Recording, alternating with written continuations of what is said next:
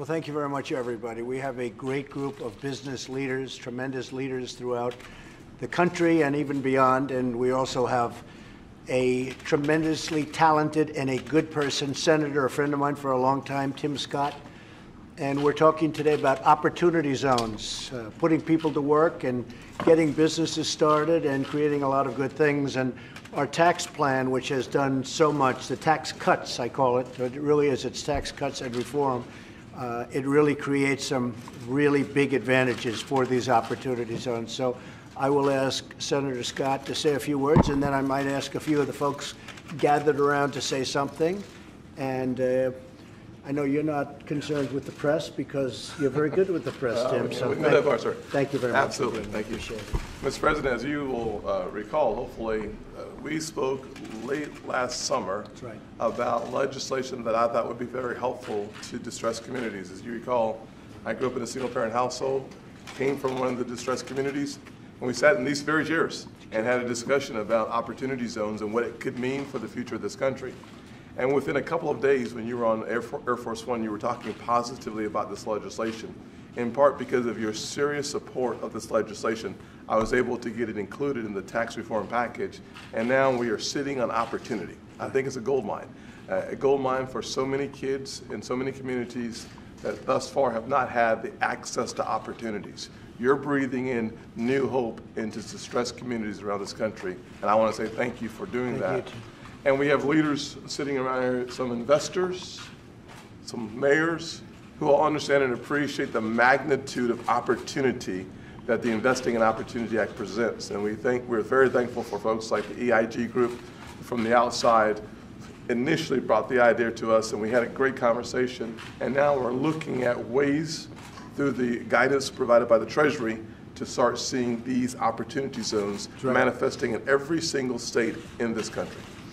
Well, it's going to be a great chance, and it really is, the best word is opportunity. It will be a great opportunity. Maybe we could go around the room a little bit. You could say a little bit about the great job you've done. You have done a great job. Go ahead. Thank you, Mr. President. And on behalf of the City of Norfolk, I want to thank you for coming to a commission that you're all for.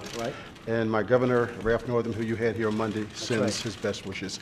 This is a great opportunity. We're here to learn more about this opportunity for the City of Norfolk. We have the largest naval base in the world, and there is a community there, a segment of our community that is high poverty, and it's the St. Paul's Quadrant, 3 public housing communities, about 1,700 units, 4,500 people, right next to downtown, and we're looking forward to this Opportunity Fund being a tool to help us address as we transform that community into an opportunity for all of our citizens and for the region. That's great. Say hello to the governor. I'll tell him. Thank you very much.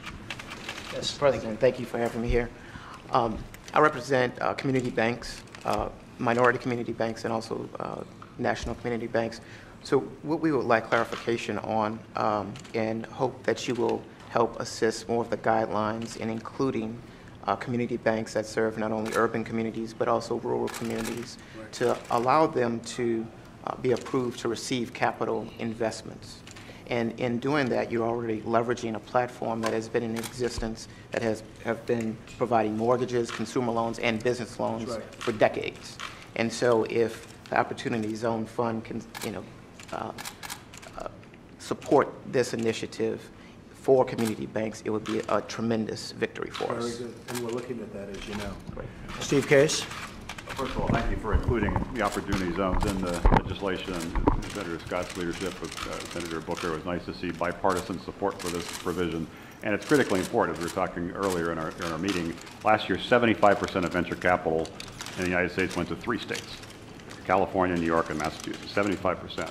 The other, 47 states fight over the other 25%. And since startups are the major job creators, if we're only backing startups in Silicon Valley or New York and Boston, not in Des Moines or Detroit or Charleston or other parts of the country, we shouldn't be surprised that a lot of people feel kind of left out and left behind. So we have to level the playing field so everybody everywhere really feels like they have a shot at the American dream. And we can only do that if we make sure capital flows everywhere. And this provision, the Treasury Department's already taken the first steps under Secretary Mnuchin's leadership, and hopefully in the next few weeks the rules will be clarified in a way that will help not just on the real estate side but also on the startup side, and we can create back more startups in more places that create more jobs in more places and give more people in more parts of the country a reason to wake up in the morning and be hopeful about the future as opposed to anxious about the future. So it's very important provision. Hopefully everybody in the administration will make a priority out of making sure that it's put in place quickly and the rules are written in a way that's very supportive of this next generation of startups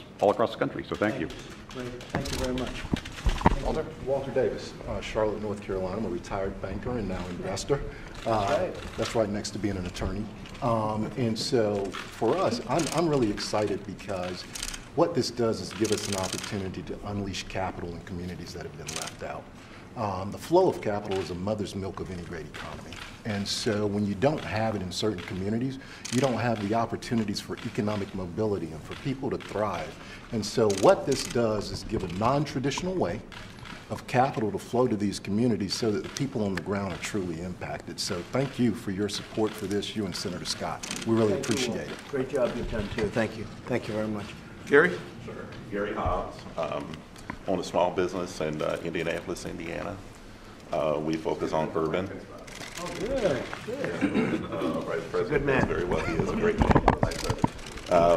Yeah, we do a lot of urban development and construction, leveraging a lot of the great tools that we have already, new market tax credits, low-income housing tax credits, and CDBG funds, home funds, and so forth. And we see this tool here as just another option here for us to do good things in our community, such as creating pathways to self-sufficiency for single parents.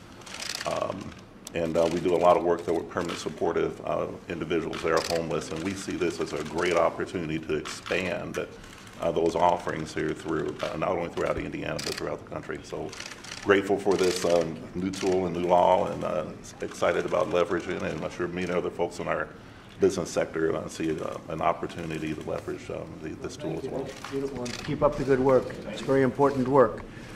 Our Secretary of the Treasury, Steve. We're thrilled that this was included in the tax plan. Very, very important part of our economic development goal, and we're busy working at the IRS. We just sent out a letter to all the governors to make sure that we understand in the states where they want to put the money to work, and we're excited to get this going. So big impact on all these areas and the economy.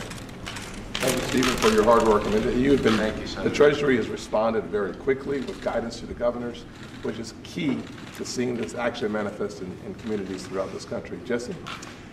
Jesse Knight, I'm a former energy executive and now philanthropist and dedicated to giving back to this great country, what is, my wife and I have been able to achieve.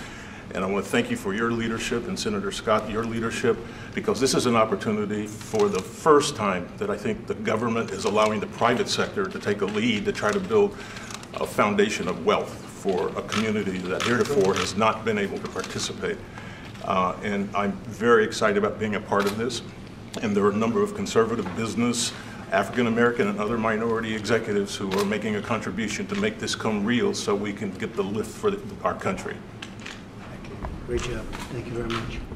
Jim Swanson. I'm an entrepreneur, I'm an investor, but most recently an impact investor. We invest in businesses that we think help to benefit society, and we see this as a tremendous new policy that is really unknown in the Tax Reform Act. Not many people knew about this, but it has tremendous benefits to 50 million people that live in these distressed areas.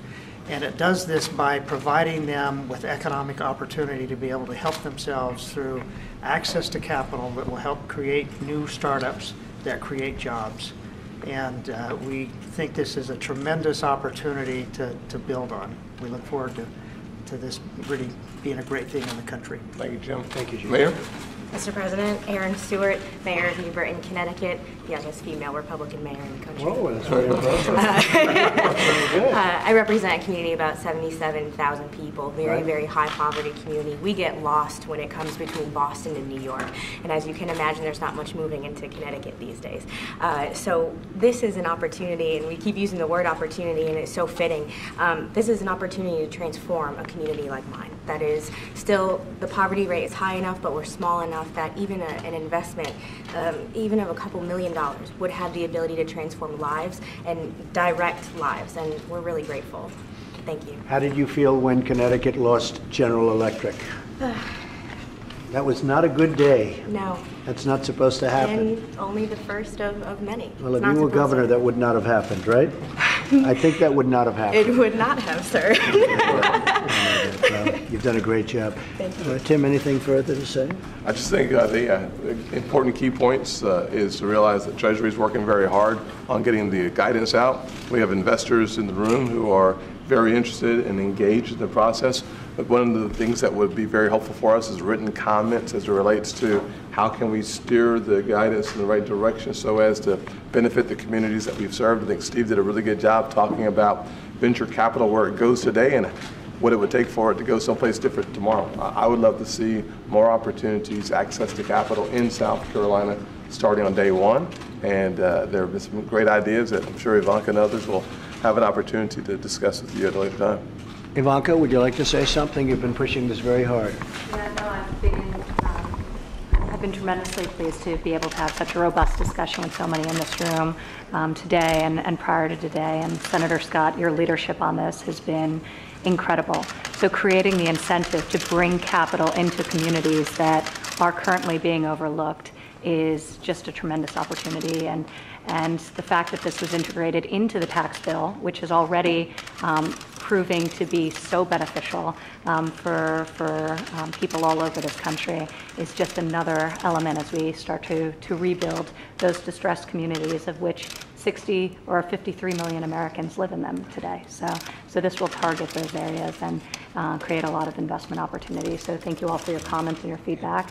And Senator, thank you for your leadership. I will say the success that we had over the child tax credit, if that is an example of what's possible, good things are coming our way. Thank you all very much. Thank you. Why have you not spoken out against domestic violence? The House Oversight Committee. Do you believe the women I am opposed to domestic violence, and everybody here knows that. I am totally opposed to domestic violence of any kind. Everyone knows that, and it almost wouldn't even have to be said. So now you hear it, but you all know it. Thank you all very much. I appreciate it. Thank you very much. Thank you, Mr. President, for your time. Thank you. Appreciate it very much.